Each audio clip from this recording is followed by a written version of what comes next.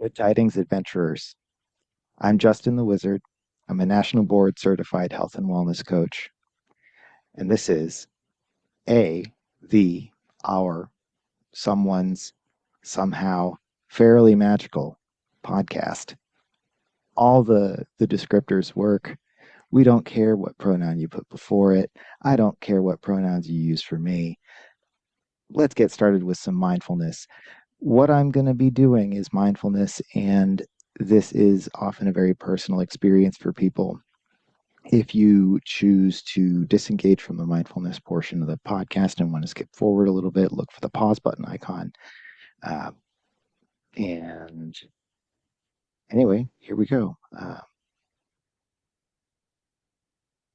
As we get into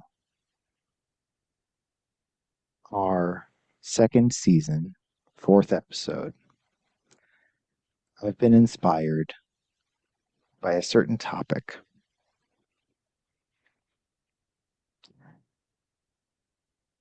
To evoke this topic, I'd like you all to imagine a handful of sand. It'll slip through your fingers. If dry, it falls away.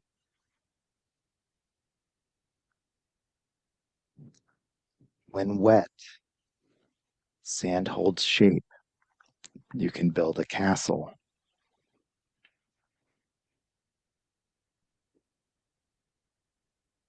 It can be molded.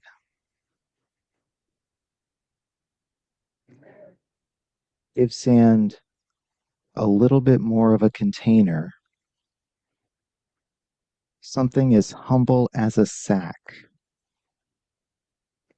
grants this sand that fell through your fingers the power, the strength, and the resiliency to hold back even a flood water.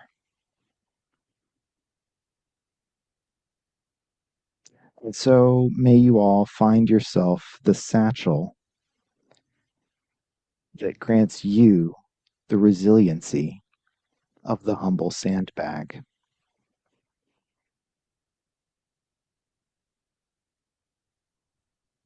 Again, I'm Justin the Wizard. This is Season 2, Episode 4, and I'm joined by Elena. Hello, I'm Elena Lunt. I'm your chaos coordinator here on the Fairly Magical podcast. And your little your sandbag analogy had me looking at the fidgets on my desk. I have a bag of Mothmans. Mothman? I choose Mothmans. Mothmans. Multiple Mothmans. Yeah, they jingle around Many, in there. many I like Mothmans. many I have a Mothmans. I have a jar of like glass plorbs that I use for Oh, I like those. counters and tabletop games, and Yeah. it also just looks like a potion. It's probably kind of What loud. happens when you drink that potion? Things. Things. Excellent. All right. Well, we're going to ask our cards about some things because we don't have much of an agenda today, and we're just going to let it be what it's going to be. So today I have the Joie-de-Vivre Tarot by, the box says Paula Cassidy. We have since learned this artist has changed their name. She's now Paulina Fae. Paulina Fae is how you actually find this artist now, because Paulina Cassidy doesn't exist anymore, according to the old internet. Paulina Cassidy. Paulina Cassidy now goes by Paulina Fae. Yes, it's Paulina Fae nay Cassidy. Sure. Yeah, we'll put her link up there. Yeah, we'll get it covered. Yeah. Art on this card. We figured this out last season 2. Cute. Anyway. Yeah. Fancy lads on this deck. Yes. So what are we pulling out? We have got the 9 of Wands. The 9 of Wands. resiliency.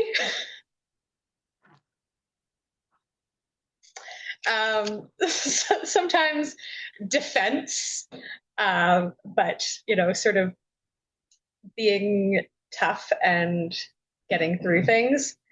But yeah, quite literally That's no. resiliency. That's the word that inspired my sandbag analogy. Wow, that's wild. Okay, we've got the page of coins. More commonly would be referred to as the page of pentacles. In this deck, they are coins. A lot of ambition. The page of coins, you see this little fella here reaching for the sun. Page of coins wants things and is going to work for them. Ooh, and we have the High Priestess, which I'm quite sure has come up before. Honestly, one of my favorite cards. All about listening to your inner voice, your intuition, finding the wisdom that you already possess. Yeah, the High Priestess came up as one of the cards. I don't know if it was Joie-de-Vivre or not, but if I it don't was, think it that'd be was. fascinating. But um, Yeah, I don't think she it was was. definitely pulled when we were talking about the LGBTQ acronym uh, episode, Right. Yes, that's right. Yeah. because we kept well, it was great for that particular Mm-hmm. episode because the high priestess energy is so much a part of acknowledging the truth of self. Yeah. And now here I love it just as much. It's this is a great reading. The so working backwards from intuition, it your intuition can feel very ambitious Yeah. sometimes. The if I use my own example, I had to be very ambitious to switch over from a fairly stable field where I probably could have worked again into a new field for me. Not that it's not stable for me to be a coach, but that it's just new, and it was a um, transitional, destabilizing phase. There was an ambition to it. I was following Mm. my intuition, and I found resiliency in the switch. So I Yeah. like the reading a lot. I identify with that completely, having also undergone a career change this year. Uh, and yeah, I feel that super hard.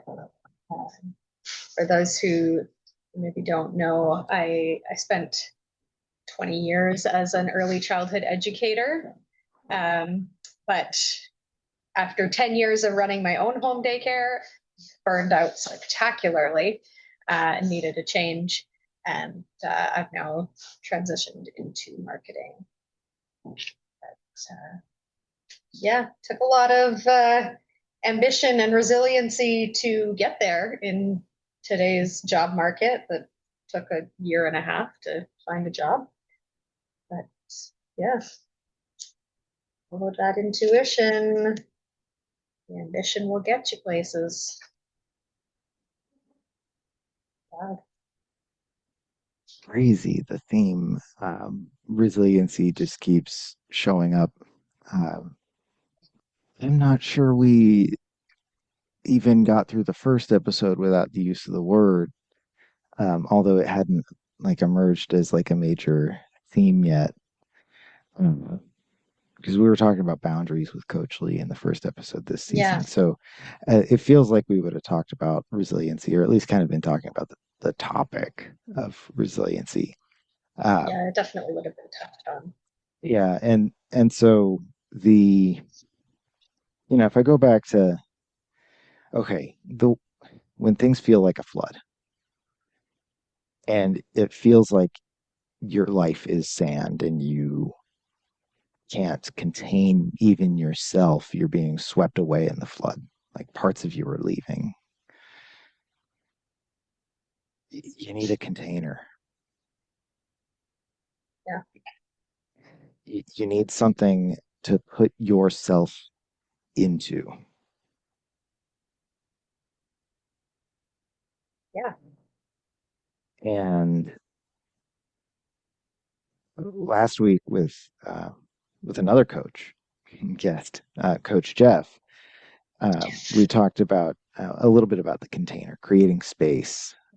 This is something coaches refer to as some coaches refer to as the coaching container. Literally, we use that exact language. Um, the coaching container is this metaphysical space, this metaphysical sandbag to help fill with the sand that is otherwise the disorganized thought processes of somebody. And so when you create that space for the sand to be contained, instead of spilling out into this sort of conical, you know, disarray, this chaos, it becomes this coordinated and strong thing. Mm-hmm. Yeah, that's really powerful. I like that idea. It's, yeah, it's like you need some way to sort of take control of everything that's going on, um, in order to use it in a functional way. Exactly. And it starts with often naming, like Mm-hmm. naming the villain or Yep. whatever, like naming the problem. Yeah, so many. So what am I trying to say? The the naming of a problem is important because very often that's a helpful frame for understanding what the opposite of it is. And Mm-hmm. if you're repelled from the south pole of a magnet, good good chance that you're a south pole magnet and need a north pole magnet. And Right. so if you're repelled from the south pole, it is, like you're the wrong type of thing to be attracted to that. Right. So your your sand might as well be phobic of that space. You won't be able to easily put it into that space because it'll sort of force its way out. It'll like be ejecting like a Yeah. volcano out of the sandbag. Like just imagine like some kind of like confetti sort of bursting forth sand from this sandbag visual. And so the importance of a container for yourself, I think, is emerging to me today. Mm-hmm. For me, it's been my like primarily coaching um, business that I created for myself and sort of resourced myself with. Uh, for you, it's been the transition from early childhood educator into marketer.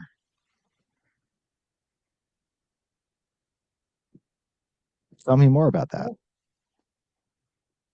Yeah, I mean it's been fulfilling in very different ways. Obviously, as an educator, it's like you can see every day. Well, no, I'm not going to say that. Not every day. Over time, you can see the benefits of what you're doing, and you can see sort of the good that you're leaving on these lives of these little people. Um, Day to day, sometimes it's a struggle. Not every day goes well. And that's just the way it is. But over time, overall, you know that, you know, you're doing a good thing, you're making a difference. Um, but it is a lot. It's extremely taxing emotionally, physically, mentally, very draining. Um, and yeah, and now, marketing was what I had originally wanted to do, like when I was in high school. But, back in these dark ages in the early 2000s, you kind of had to have a business degree in order to do that. Or you really had to be well connected. And I didn't have the math skills to get into business school. So Mm. I assumed that it was just off the table for me. I went with my second choice, which was education. And yeah, over time, things have changed, and I was able to sort of put myself into this space where, I could just kind of fake it till I make it, honestly. And so much of marketing is that. So, Well, first, I had yeah, to learn how to market myself. you have to sell yourself as a marketer to somebody that wants Yeah, not just a marketer, but you to market for them, right? So it yeah, has to be like the cultural fit and um, all that stuff. Uh, you know, the the type of person that has the bisexually coded space raccoons background now with Jimothy um, and a matching outfit.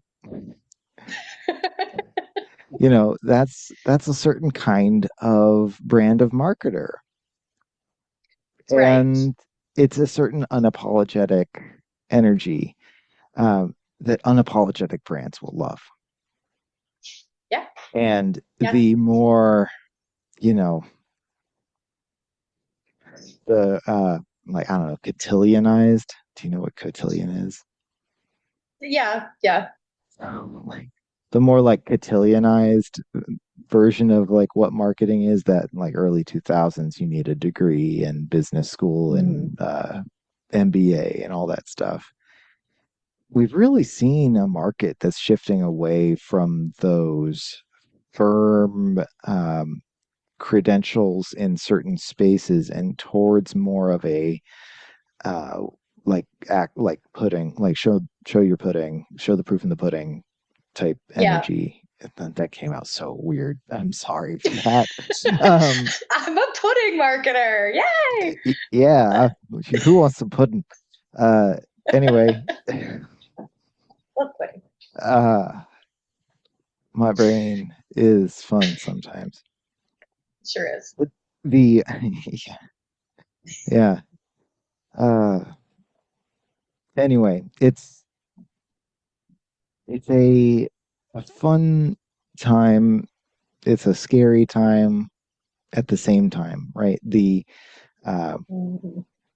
the biggest threat to authentic people right now is those that think that others can't tell the difference, but who have money. Mm-hmm. And so there's a there's an inherent uh, misunderstanding that I'm seeing between like the like an investor class that is ready to say yes to technology shortcuts or whatever. Um, and this is kind of the thing that's created by valuing consistency. Honestly, this is business school thinking. Um, this is engineering school thinking. I'm not going to say it's not. Mm-hmm. It's like a mindset that has been about seeking consistency in certain ways. Uh, but the human factors were always like a sort of invisible part of that ecosystem Yeah. forever until just a couple of years ago now. And so when somebody with enough money to make a decision to buy some technology instead of hiring three people doesn't know why the three people were more valuable than the one technology system. uh, Mhm. that's the real threat to somebody that's able to go out there and be kind of authentic and different and unique, special. I don't know, just like Yeah, human. yeah. Because I mean, people in general, people who are marketed to consumers, are getting smarter in the sense that they recognize when they're being sold to, when they're being pandered to, and they're over it. They don't want that anymore. People want to feel seen and heard and understood. And if you can't give them that, which an AI system cannot, like it just can't. I don't care who's training it, it can't. Um, you know, they're not going to care about anything that you're putting out there because they are not seen, heard, and understood. Yep. Well, and so one of the things that, okay, there's a certain value of like the automated call answering service that gets you to the right human department from the one phone number that answers like all the incoming calls. Like that, I understand there's some value for an automated system. Mm-hmm. Automation is not LLM generative AI. Those are two different things, Yeah, right? You can yeah. like there's software that writes the automation phone call, and there's this large language model that's sort of learning prompts and stuff and being trained into giving probabilistic, not deterministic outcomes. Mm-hmm. This is a huge sticking point that a lot of people don't really understand about it. A probabilistic outcome basically is one that will probably end up a certain way when you give it fixed stimulus.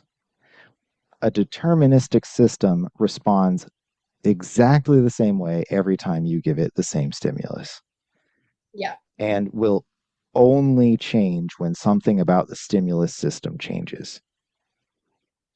And so deterministic systems are what all of society has been built on. When we've talked about engineered products and things, up until 2022, basically, everything out there was built for resiliency by determinism.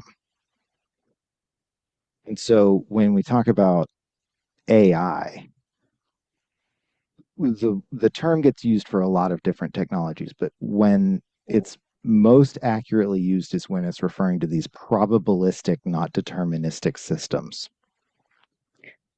broadly, just like however they get done. They're best done with a certain type of hardware, and that type of hardware is not what we call fungible, meaning it's not usable by other computing tasks. It requires a central processing unit still separately from the part of the circuitry that's actually doing this probabilistic computing. And it's more similar to generating three-dimensional scenery than it is to like a math problem.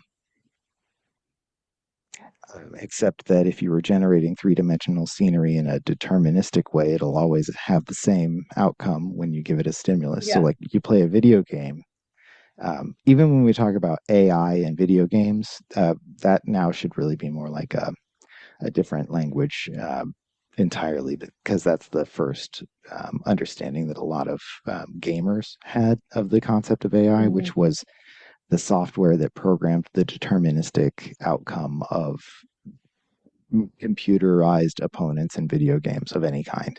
Yeah. So the AI was the generic way that we would refer to the programming within, but it was always deterministic, meaning we could learn those patterns and play video games based on pattern recognition. and identification of these, processes by which the game shows us its patterns. AI is not like that. Like LLM Gen AI, it's not like that. It's not producing the same learnable output by us every time. In fact, at least 15%, maybe more than 15% of the time, it hallucinates. It makes Oh something yeah. up seems believable in order to have what it considers a complete output. And that right there is part of the probabilistic system problem, that it allows for and rewards itself upon the production of this completely made up fabrication that is literally like the guy in a business meeting who's bullshitting his way through and just hopes nobody fact fact Yeah. fact checks the claims, right? If because if Yeah. anybody does that, it'll fall apart. It's all based on like I need to catch up and make sure that I meet what I just said because we don't have anything done yet, or whatever. Like Yeah. Yeah. somebody who you bullshit your way through a business meeting, you're gonna have to make up the difference with work that you do later, maybe, or um, hope nobody finds out. Yeah. Those are the Don't options. get caught. Yeah. Yeah, but the AIs don't really have that kind of. There's no like redundancy built in. It doesn't have any penalty for not living up to those claims. Right. Yeah. And yeah, I mean, countless times I've seen screenshots or whatever of people posting that, they ask an AI some sort of prompt and it gives a completely made up answer, and they'll call the system out on it. They'll say that's not true, and the AI system just goes, "Oh yeah, good catch." It's like, why is this programmed to do this? And yeah, and it's also just programmed to uh, always tell the user that they're right and brilliant and special and fantastic, and you know We talked about the value of hard truths last time with Jeff. yeah. That was like a big point that we made was like, there's a lot of value to, if you go to your coach, occasionally your coach is going to tell you something that you know, didn't know you needed to hear, is what I'll say about it, right? It's like, Yeah. not that you Yeah. don't want to hear it, but it's like you didn't know you needed to hear something hard to hear sometimes. Yeah. Yeah. And it's going to take some time to process that, rather Yeah. than the instant gratification of always being told that you're right, and always being told that your ideas are good ideas. And you know you get that dopamine rush, that good feeling, and so you keep coming back to that AI model, and you keep using it. And it's it's not in anybody's best interest. So I've done a lot of research about narcissism, and I'll plug a channel Mm, here, which is Darren McGee. Um, is I think he's from Ireland, but his channel says he's based in the UK. But okay. he's he describes himself as a person of no great importance, talking about like abusive personality traits and stuff. Uh, he's a really insightful source for me about the topic of narcissism.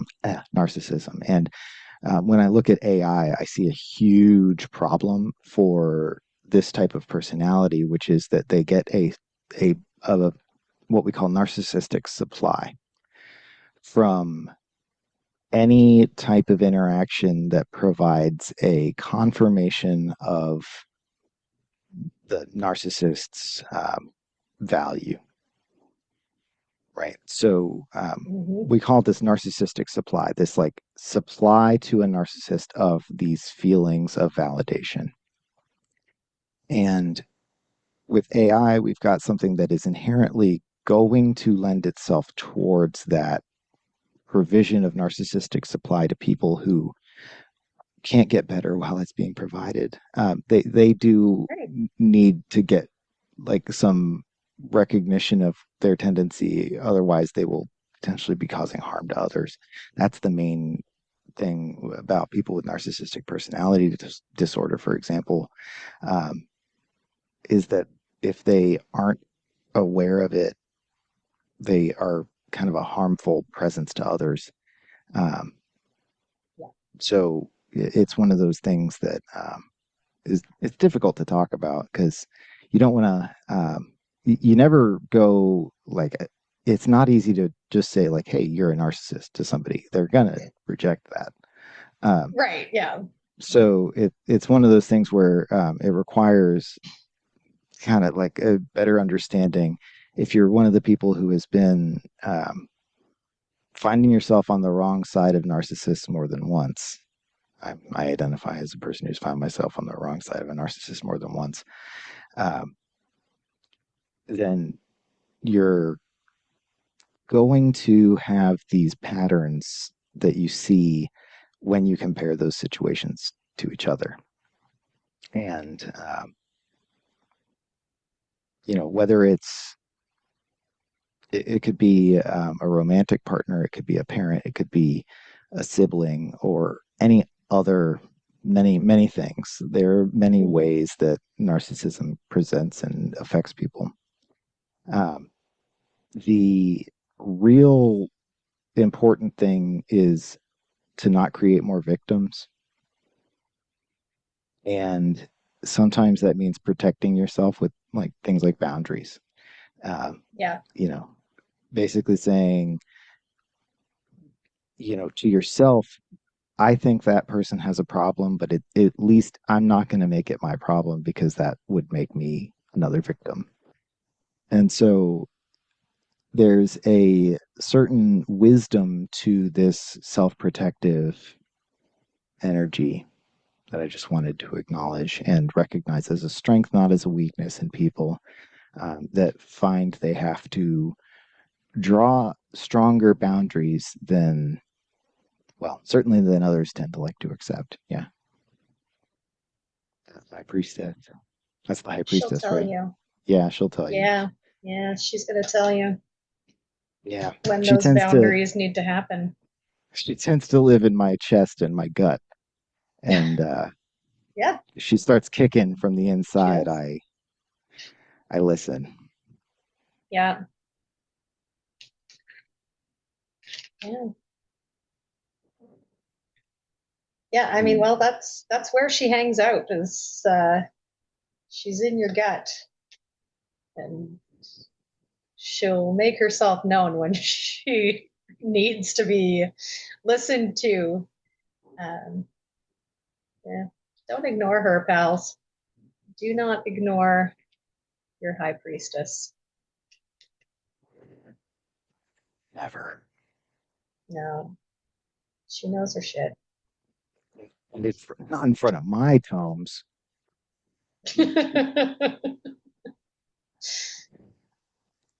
Hmm.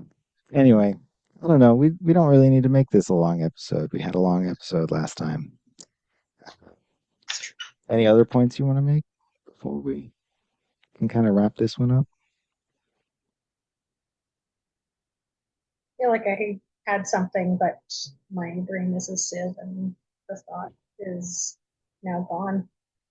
But Thought as the sand it is, it is slips through your fingers. sand through my fingers, blowing in the wind. Sand. And off it goes. Pocket sand.